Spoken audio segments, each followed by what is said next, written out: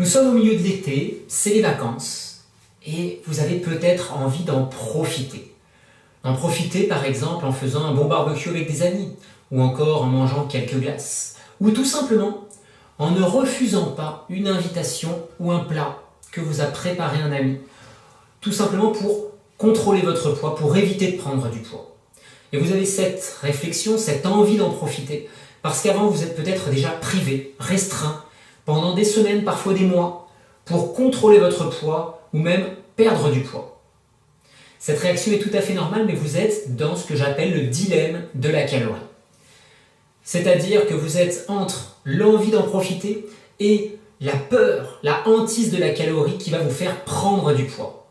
Et cela peut générer des problèmes de comportement alimentaire qui nous amènent à fuir le gras, surconsommer des protéines ou encore consommer excessivement et régulièrement des produits light. Alors pour nous apaiser avec cela, déjà il est bon de comprendre ce que représente la calorie. Une calorie, c'est la quantité d'énergie nécessaire pour augmenter la température d'1 gramme d'eau de 1 degré. Donc c'est une fonction de chauffage, une identification, on va dire, matérielle, mathématique de chauffage. Si vous pensez que votre corps et que votre poids plutôt est uniquement contrôlé par les calories, c'est que vous imaginez votre corps comme une chaudière et que vous envisagez qu'aucun autre élément extérieur ne peut avoir d'influence sur votre poids. Je vais vous montrer 2 exemples qui vont peut-être vous parler. Vous l'avez peut-être vécu, le fait de passer une très bonne soirée avec des amis, mais vous mangez trop. Mais par contre, vous avez passé une super bonne soirée, très bonne ambiance, et vous n'avez même pas trop porté attention à ce que vous avez mangé et aux calories et l'impact que ça va avoir sur votre corps. Et très bonne surprise le lendemain, en vous pesant, vous constatez que vous n'avez pas pris de poids le lendemain donc, ou le surlendemain.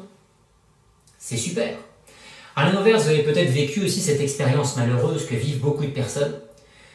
Vous vous restreignez, vous mangez peu, vous faites très attention, et en vous pesant, vous n'avez quasiment pas de résultat, et parfois, vous stagnez. Pire encore, vous prenez du poids. C'est catastrophique, vous prenez un coup de massue sur la tête, et au final, vous vous dévalorisez, vous n'êtes pas contente, vous êtes frustré, et vous culpabilisez quand vous craquez. Donc vous pouvez bien constater que la calorie n'est pas le seul élément qui va conditionner notre poids. Un élément important va être l'origine de ces calories. Vous consommez un soda light, 0 calories. À côté, vous consommez 200 kilocalories de fruits. Les 200 kilocalories de fruits, bien que plus caloriques que le soda light, vont être bien plus intéressantes pour votre santé et permettront beaucoup plus efficacement à votre corps de réguler son poids. À quantité énergétique égale, avec un aliment qui est souvent mal réputé par rapport au poids, le féculent avec le pain ou les pâtes, vous consommez 200 ou 300 kilocalories de pain ou de pâtes. Et à côté, vous consommez 200 ou 300 kilocalories de fruits. Ce n'est pas le même impact pour votre corps. Le féculent va être plus lourd à digérer et donc plus lourd à gérer pour votre corps. Les fruits vont donc permettre aussi de mieux fonctionner. Et si on parle de l'alimentation, plus généralement, vous allez avoir peut-être des repas assez lourds, où vous avez beaucoup de choses mélangées. Un morceau de viande ou de poisson avec des pâtes ou du riz, par exemple. Et puis vous mangez un morceau de pain avec du fromage, un petit peu de légumes quand même. Et puis vous finissez par un dessert. C'est très lourd à digérer, très difficile à gérer par votre corps. Si à côté de cela, vous avez plutôt des repas qui sont plus légers, aussi riches en termes de calories, mais plus légers à digérer avec moins de mélange alimentaire, ça changera tout. Votre corps aura beaucoup plus de force et d'énergie pour gérer votre poids.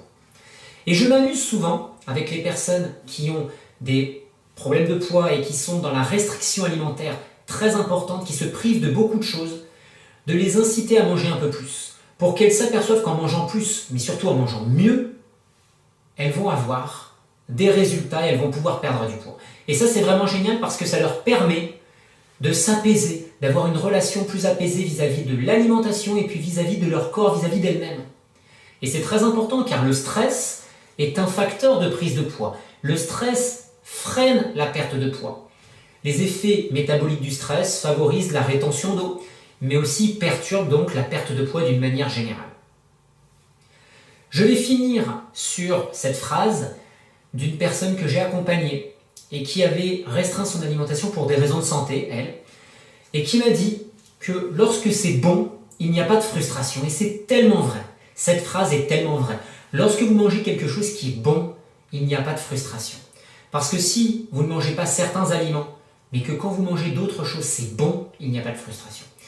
Si vous mangez correctement, régulièrement, et que vous faites un écart parce que vous mangez une glace ou autre chose qui, soi-disant, va vous faire prendre du poids, si c'est cohérent dans l'alimentation, ça va se diluer et votre corps arrivera à le gérer. Et ça, c'est vraiment important parce que ça va vous permettre de vous approprier l'alimentation, de mieux la gérer et de ne pas être en conflit permanent vis-à-vis de l'alimentation et en crainte de cette prise de poids. Donc, appropriez-vous l'alimentation au lieu de fuir les calories.